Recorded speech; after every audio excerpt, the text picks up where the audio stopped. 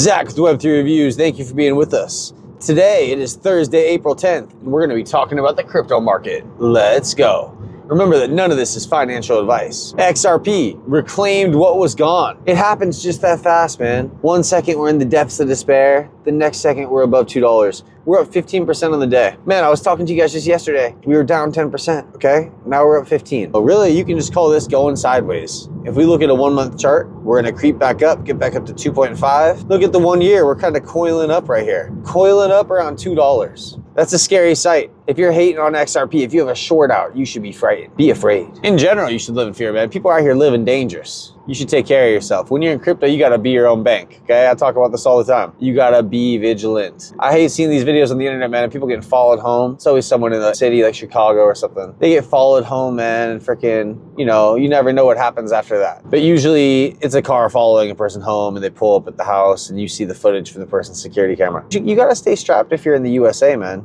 And if you're going outside the country, you gotta be pretty careful where you're going. You know, I just had a family member go to Mexico. I've never been, dude. But we were all just like, yo, be safe, you know? That's all you can say. I went to Japan and I wanted to be safe there, and that's the fucking safest place in the world, dude. So it seems. You know, I don't know about now. I was there in 2019, 6 years ago. How fast does time go, man? And let me tell you this, when I was there in 2019, it was surprising to me then how many people knew about XRP. At the time, I was big on Bitcoin. I was carrying around Bitcoin in a paper wallet. That's the type of shit I was on then. But people there knew about XRP, man, and it was just common knowledge. They were like, oh yeah, XRP. And you know, Japan's always ahead of the curve technologically. So that spoke to me, man, and I knew I had to dig in deeper. And right now, the tokens that stand out to me the most in this ecosystem are HBar, Algorand, XRP. XRP is always gonna be that asset that's in the spotlight for me. It's going after the biggest use case. We're going after a quadrillion-dollar annual market. It's just gonna keep going up. You think remittance corridors are going away? Ripple said they were gonna be the Amazon of payments. Let's think about what that means, man. Amazon started out as a digital bookstore, and when they did,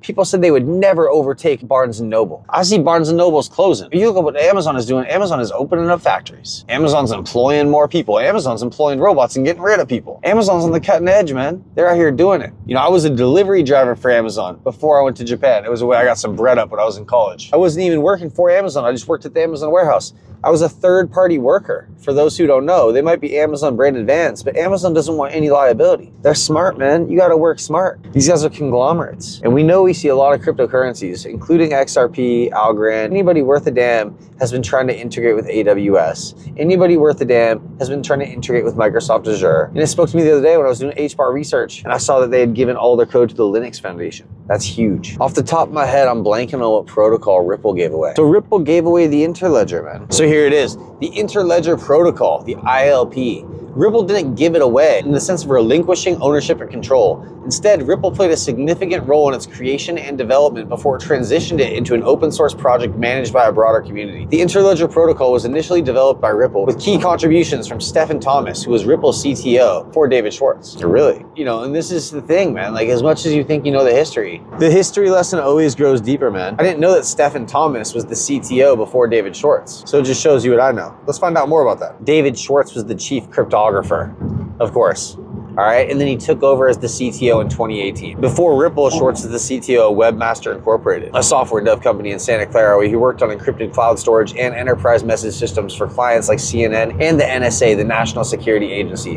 And David Schwartz worked at the NSA back in the 80s, and he actually had a patent on cryptography. These guys have been working on crypto before Bitcoin, man, okay? Ryan Fugger was doing shit before Bitcoin, man. Bitcoin was the beta test coin, and Ripple released XRP from the same IP address that Bitcoin was released from. If you want to talk about who's Satoshi, I still think it was the Ripple guys, man. And they all branched out and did insane shit, okay? And they had people come in from the government and join the team. We have Rosie Rios, we have Monica Long, okay? We have a long list of people who have been playing this game with Ripple. You look at how the crypto industry set up, you'll see how a lot of players came from Ripple. We want to say that ETH is like the bad guy or something because their fees sucked for so long. I know, I say this all the time. The Badger dancing bad boys, ETH, right? Vitalik was almost a Ripple intern. Turned around and gave us what XRP didn't didn't have, which was smart contracts. Can you imagine if that was a conversation that they had? Like, hey, even if you don't get this internship, this is an area you could focus on, just turn around and do it. I'm just saying, what ifs, man. If they gave us the beta test coin, and if they gave Vitalik the spark to turn around and create ETH, Charles Hoskin helped create ETH with Vitalik. He turned around and created ADA. ADA, there's no beef between ADA, Charles, and the XRP community. That beef was laid to rest. If you're still beefing, that's on you, okay? And this downtrend is done. I hope you didn't fall for the bear trap. Were you screaming the sky is falling? I swear I made that video a while ago where I played the intro from the Chicken Little movie. The little chicken says the sky is falling, they cause their own ruckus, and everybody falls and gets hurt. In crypto, you just gotta sit on your hands, man. You gotta sit on your hands and just relax, dude. Everything's gonna be okay. So what if you gotta wait another 6 months? So what if you gotta wait another 4 years even? Dude, you know what Warren Buffett said? If you can't sit on an investment for 10 to 15 years, you shouldn't be doing it. We're playing for the long haul here, bucko. We're not playing for any short-term gains. I mean, seriously, we're talking about XRP going from $2 right now up to $10, times 5. If you were playing with $1 million, that'd be great. But if you're playing with $1,000, you get it times 5. Are you cashing out? Maybe you cash out your initial 1,000. I don't know what the answer is, man. I truly don't know. But if you had $5,000 right now, you'd be on the XRP top 10% rich list. And to be on that list, man, it's a powerful thing. So when XRP hits 4 digits, when it hits $1,000, which it's going to stop at 589. And there's gonna be legendary memes which are made. People's dreams are gonna come true, man. Crypto's gonna make your dreams come true. It's already made a lot of people's dreams come true. It's gonna continue to. Life is for the fucking brave, man. Go take that shit. Go fucking get it. You gotta play the game if you wanna make it. If you're sitting back and letting others play for you, that's what it's gonna be. I mean, the outcome you choose is gonna be the outcome. I've always been a believer that you only lose when you quit. The people who win are just the ones who are so fucking crazy, they kept going. They didn't care how many times they lost. They didn't care how many game winners they missed. Michael Jordan type shit, man. They just kept fucking shooting. If you're not even on the court, how are you ever going to be out there to hit the game winner? But it starts in your mind, dog. It's all cerebral. And in crypto, it's all cerebral anyways. This isn't even fucking tangible. You can get on Amazon and buy yourself a real XRP Ripple coin. Ooh. It brings me back to talking about how people get rich from selling shit to the people going to the gold rush. Okay? Not everyone at the gold rush found a life-changing amount of gold. A lot of people who were selling pickaxes did well. A lot of people who were selling room and board did well. People needed stuff on their way. People needed stuff. They were just so fucking head over heels with FOMO. They didn't show prepared, man. They had to buy shit. All right? And so if you were selling supplies, you probably did pretty well. Looking at the hands of time, you can look at that and say, what happened here? What happened during this bear market? What happens during bull markets? What does well? What are the trends? We see node projects come and go. The real survive, but the price gets stagnated by the fact that everyone's selling. We look at Osmi AI right now, 8/10 of a penny. It used to be 40 cents. That's a pretty fat fall off. So we'll see what happens from here. It's a low liquidity project. The thing with these projects, man, is you got to be careful. You could put in 100, it could turn to 1. And it's better than playing meme coins. You know what? I still run Osmi nodes. I have 4 Osmi nodes, man. What does that mean? I'm into those guys for 12K. Am I beefing? No. Am I scared shitless? No. I'm doing all right, man. I'm stacking tokens. I got my shit on auto stake. Every time I get paid Osmi token, I'm auto staking it and getting it back. And where am I going with any of this, man? I mean, the point is that you want to keep playing crypto. We got this post from the FLR networks. Look at this. 90 days to get you even more excited. XRPFi loading. We saw some news earlier that HBar and Chainlink were paving a way for 46 different blockchains to be utilized on HBar's DeFi. We need this for XRP, man. Interoperability is king in crypto. The more people who could put their assets into your DeFi protocol, the better. As long as your DeFi protocol is not some sort of honeypot, man. I'm never going to be playing with more than 10% of my bag in any DeFi protocol. And you shouldn't either. You shouldn't be gambling more than 10% of your bag, man. You know, I had a gambling man come to me the other day, and he told me that back in the day, he had actually quit his job, and he was, you know, so he claimed playing poker to keep his family alive. Crazy man. And he told me that you could only gamble 10%. So if you were playing with 4, you had to have 40. That's what this gambling man told me. And I can appreciate some riverboat gamblers. All right. If you don't know about the mentality of the riverboat gambler, you at least got to study the mentality, man. I don't think there's anything wrong with studying mentalities. You should be able to see things from 2 flips of a coin.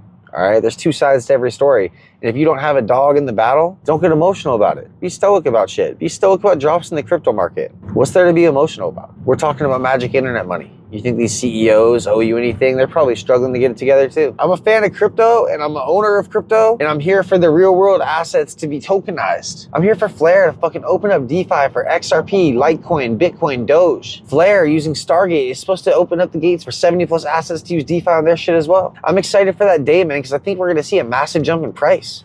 And if you've been here playing the whole time, if you're ready for this, then you're gonna fucking benefit greatly. You're not showing up late to the party. This is a party you don't wanna be late to. You know what I mean? This is a party you want to be on time to. It's a black tie event, boys. Wear your finest suit. Adult diapers recommended. Because when we go to the fucking moon, you're going to need new pants. Diapers or not, you're gonna be shitting yourself. You ever mooned, dog? Because that's what crypto does to you, man. It fucking takes you on that rocket ship, bro, and it fucking spirals you up and down. Just when you think you fucking made it, you round trip. Better luck next time, big dog. And so that's the truth of the matter, is that you gotta cash out when you get the chance. We're all prisoners of hope here. We're all hopeless optimists. We're not hopeless romantics, we're hopeless optimists. And FLR and Songbird are assets that have given a lot of people hope through the years, man. I mean, from the airdrop to now, there's been a lot of hopium. And I don't want to say it's been a nothing burger, but it's been a whole lot of wait and see, right? We got a lot of stuff planned. We got a lot of good stuff in the works. Wait and see. Don't sleep on us. It's kind of like these guys who their dad was in the NBA or the NFL. And they always told you they were going to have those genetics kick in and they were going to kick ass. And they were always on the team, you know? You always had your eye on them. Nothing special was happening, but they had a lot of hype behind them. You know? We had David Schwartz talk about FLR and Songbird. When the XRPL AMM came out, there was an error. Created a use case for Songbird right there. I'm rooting for it, man.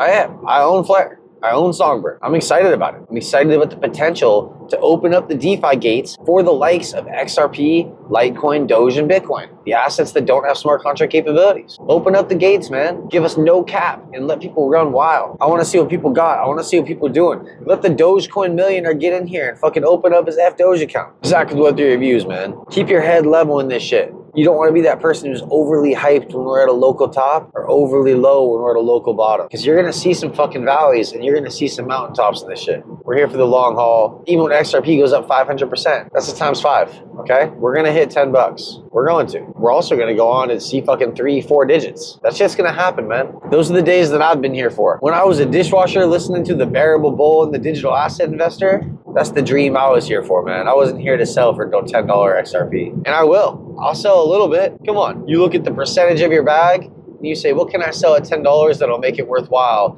and allow me to hold strong for the next 4 years? Because there's going to be brutal moments. There's going to be FUD, self-doubt, community doubt. Just yesterday, the fear and doubt index was at 26%. Everyone was in fear. Now, how are we doing? Bitcoin's above 83K again. XRP's above $2. Get with the program, man. Don't run with the herd in terms of the mentalities. You got to be apart from the herd. Zach with Web3 Reviews. Thank you for being with us. Until next time.